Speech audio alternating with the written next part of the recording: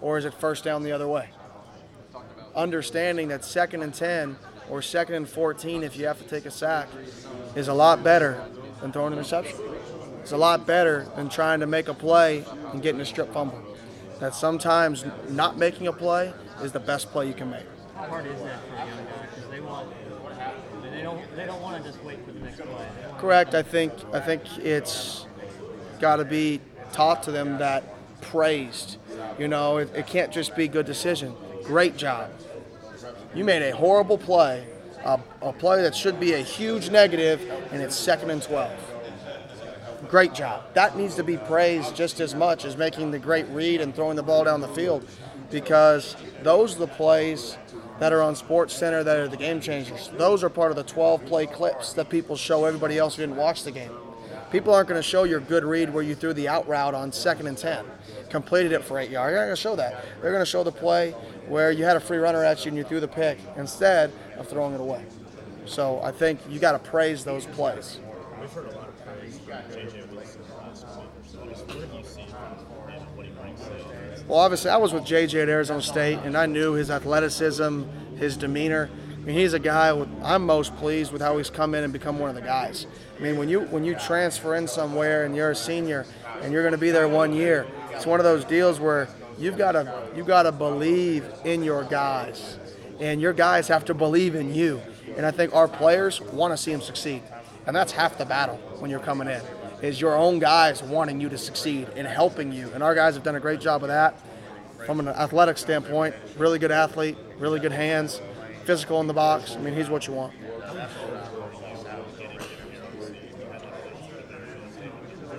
I'd say vital. I mean, I knew him and he trusted me. Like I said, my relationships with my players is something I pride myself on.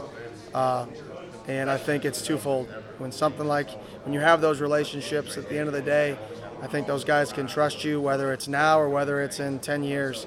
And that was just an example of that relationship coming back to help me. And it was positive. He can do a lot of different stuff too. He can do a lot of things. So he's a really good athlete. He's a physical dude. He's what you want to be, that guy who can kind of do it all. I did not have to do the worm to get him. No. But I would gladly do it again to continue to get players. Yeah, tell me about that worm. That was a big deal on the social media. Was it? Yeah, it made you a star, man. Oh, great. I've been doing it since I was like 14, so yeah. When you're unathletic, you got to find some dance moves that you can do, and that was the one I can do. Anything else, I'm done. It's the one move I got. In '88, it would have been really big. It would have been. Well, things come back in style. Shorts are back. So shorts are back. The worm will be back here in about 10 years. It seemed like when you got hired, Gus, it was like, I like a lot of the ideas that Kenny's got in his head. Has he been pretty open and receptive to the ideas you've come across and said, hey, let's do this?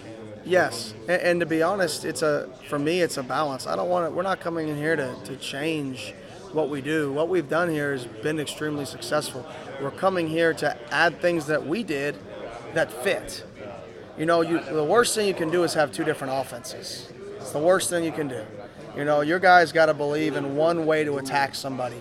And that's the thing I've done is I've come in and I've learned what we do here, the ins and outs.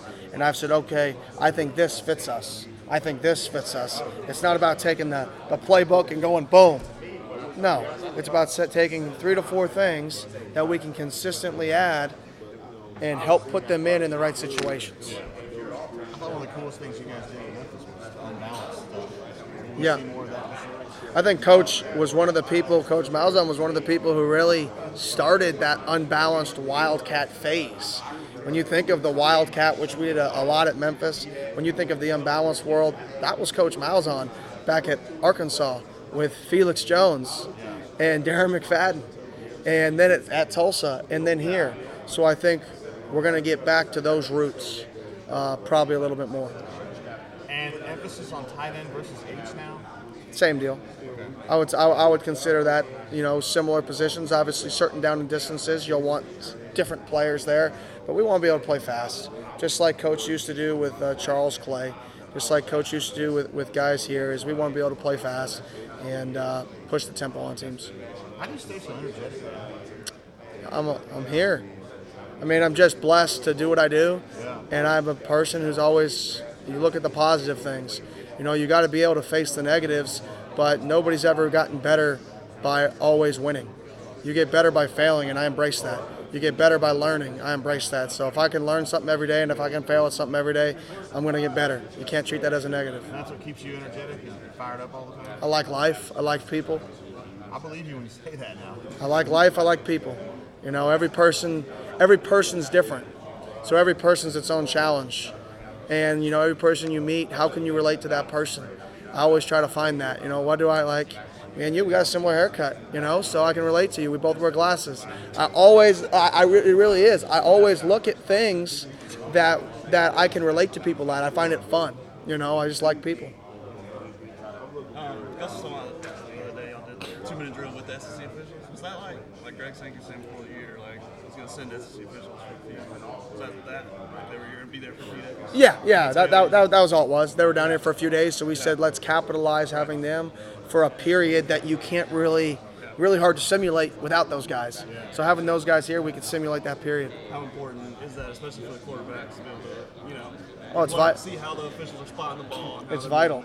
All the nuances of when the clock's going to start, when it's going to stop, when we have to push the tempo, when we can slow down, all those things. Snap the ball when the umpire walks away.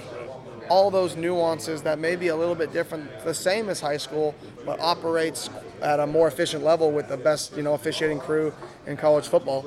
You know, it operates a little quicker, operates at a higher level. So it was essential for us.